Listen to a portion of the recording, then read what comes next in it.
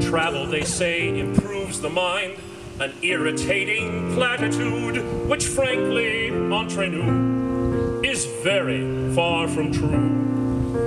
Personally, I've yet to find that longitude and latitude can educate those scores of monumental bores who travel in groups and herds and troops of varying breeds and sexes till the whole world reels with shouts and squeals and the clicking of Rolleiflexes.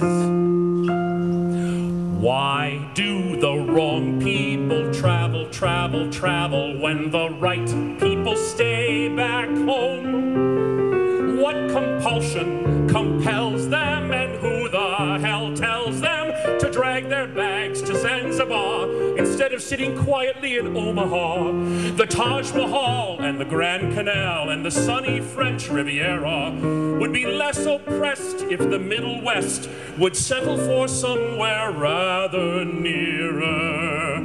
Please do not think that I criticize or cavil for a genuine urge to roam. But why, oh why, do the wrong people travel when the right people stay back home and text their buddies when the right people stay back home, watching American Idol when the right people stay back home? I'm merely asking why the right people stay back home.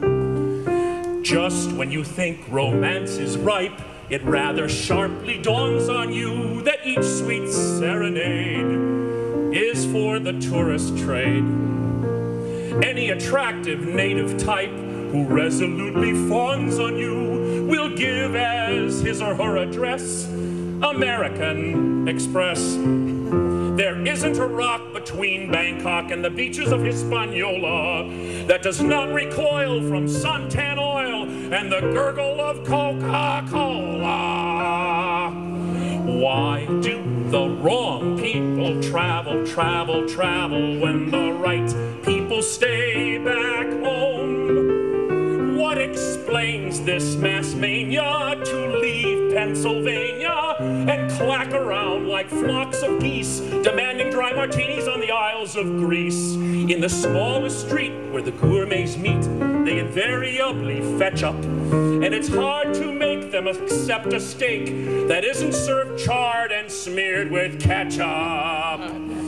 It would take years to unravel, ravel, ravel every impulse that makes them roam. But why, oh why, do the wrong people travel when the right people stay back home and tweet on Twitter when the right people stay back home? Update their Facebook when the right people stay back home. I sometimes wonder why the right people stay back home. Why do the wrong people travel, travel, travel when the right people stay back home? What peculiar obsession inspires those processions of families from Houston, Texas, with all those cameras around their necks? They will take a train or an aeroplane for an hour on the Costa Brava, and they'll see Pompeii on the only day that it's up to its ass in molten lava. Millions of tourists are churning up the gravel as they stare at St. Peter's Dome.